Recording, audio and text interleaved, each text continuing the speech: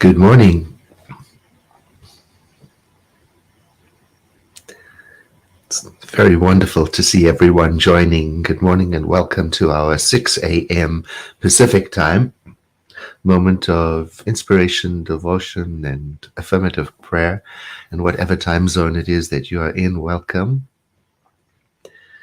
And if you're watching later on in the day, I want you to know I come back during the day to look at the comments and renew my sense of connection with everybody.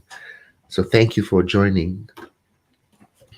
We're using 365, Science of Mind, a year of daily wisdom from Ernest Holmes. And today's reading for April 16th begins with a quote from Matthew. And it's a rather famous quote. And so it's sent me on a little journey, and I want to share that with you. It's Matthew 8, verse 13, and it takes place, the story takes place in a town, Capernaum, which can be visited today, I believe, in Israel, and there are the remains of 2 synagogues there, and a house that is considered to be Peter's home. And it was a fishing village, and several of Jesus' students came from the area around it, and he taught there. It's famous for a number of stories in the Christian tradition. The story of lowering the paralyzed person through the roof to get to Jesus because there was such a crowd. That story takes place there. And also a bit of trivia, there's a very little used English word. I think you pronounce it Capernaum, which is used to describe a place that is disorderly, like lots of stuff on it. I don't know how that came about, just some trivia. Now, Catholics will recognize some of the language in this. Reading the scripture, they'll recognize the language of the Mass, the liturgy, where the faithful say, "Lord, I am not worthy to receive you, but only say the word, and I will be healed." So here is the context for it, and it's the setup for our reading today. So in Matthew, go to verse 5, this is Jesus, when Jesus had entered Capernaum, a centurion, a soldier of a high rank, came forward to him and appealed to him and said, "Lord, my servant is lying paralyzed at home and he's suffering terribly." So keep in mind now, the servant is far away. This is important. And he said to him, Jesus said to the high-ranking soldier, "I will come and I will heal him." And the centurion replied, here it is, "Lord, I am not worthy to receive you, to have you in my house, but only say the word, and my servant will be healed." And then the centurion explains it. He says, "For I too am a person of authority. With I'm under authority and I have authority. I have soldiers who report to me. And if I say go, they go. And if I say come, they come. And if, even to my servant, if I say do this, they do this." And as Jesus is listening, the scripture says, he marveled at it. And he turned to his students and he said, "I'm telling you, I haven't come across this kind of faith in all of Israel. And many will come from the east and the west and recline at the table with Abraham and Isaac and Jacob in the kingdom of heaven, while the sons of the kingdom of heaven will be thrown into the outer darkness." And he goes on. Here's what I take from that. Stuff happens, but this person talking to Jesus demonstrated a kind of acceptance and faith that Jesus is using as an illustration for how we are to respond after we have done our prayer. And he says to the centurion, go about your business, and it will be done for you just as you have believed.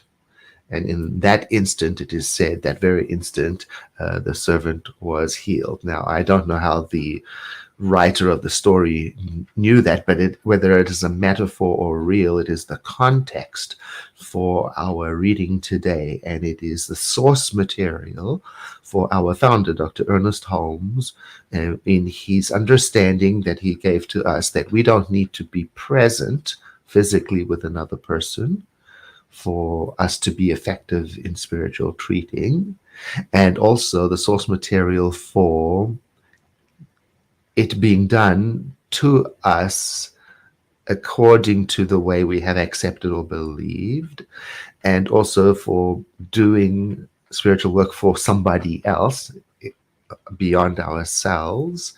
And the bottom line of it, here's my interpretation, is that when you and I are done with our spiritual mind treatment, our affirmative prayer, we are to, as best as we're able, move on with our day. Get moving. This is where the idea of accepting the answer before it arrives comes from. So we have to balance this attitude of mind with the reality that tomorrow morning may come and I might be dealing with the same situation. So I start again fresh. If the situation is not yet resolved, so I don't want to let my spiritual practice lead me into pretending that nothing is wrong. Do the treatment today, trustingly accept, move into the day, and start again tomorrow. Wash, rinse, repeat. So if there's something on your heart today, bring that into your awareness that needs some healing, or there's somebody in your life that you'd like to bring into your compassionate heart space for their healing or situation in the world. Think upon that. And then using your beautiful imagination, imagine that it is resolved, healed.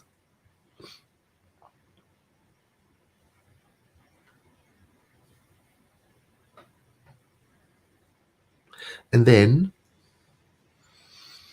as best as we're able, just open your awareness to the spiritual mind treatment that we share today.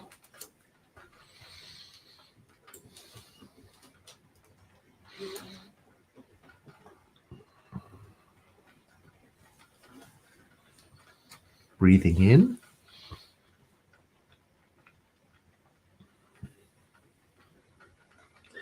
And being aware of the breath as it moves in and out.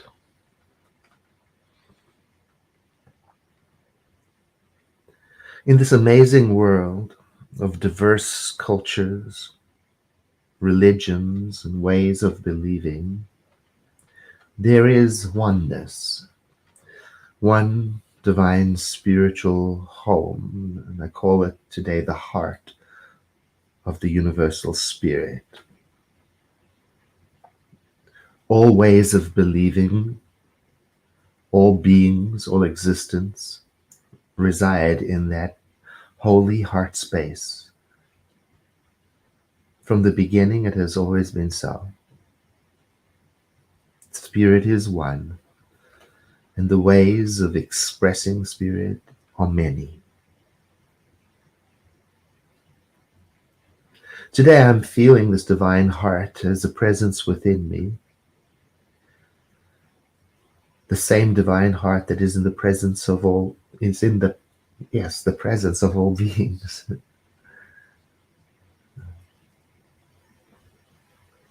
All life held within this.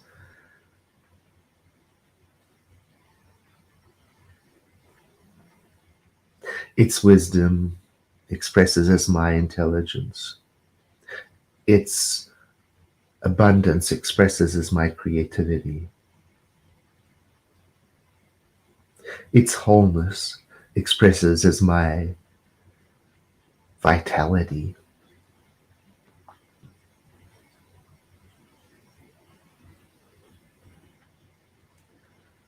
And it expresses in the hearts and affairs of all.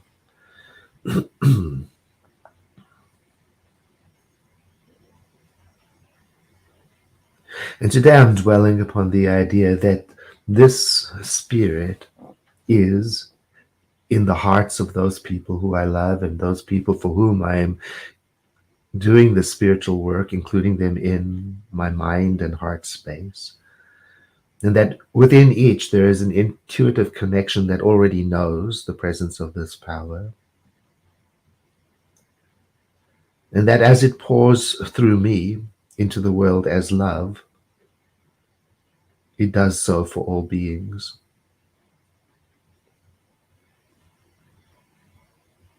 Guiding each one of us on the pathway of life so that we move forward to do what is ours to do and to love what is ours to love and to bring wholeness where it is desired.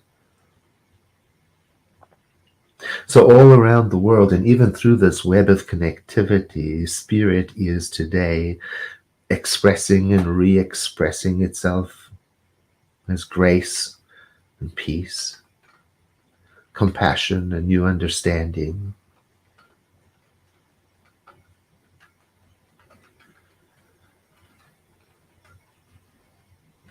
And so today, I dedicate myself to honoring life as an expression of the divine heart. Today I dedicate myself to honoring all paths and ways and all cultures and spirituality.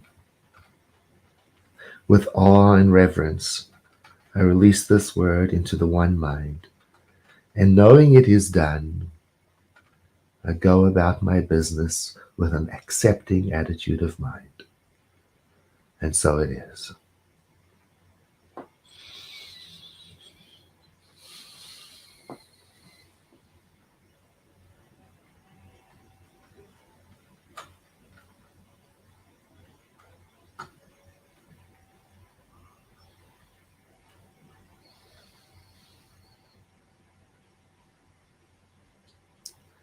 Thank you very much for joining me today. Now I'm going to sit for a moment quietly for as long as it takes. It might be 5 minutes, it might be a half hour, just with an attitude of watching.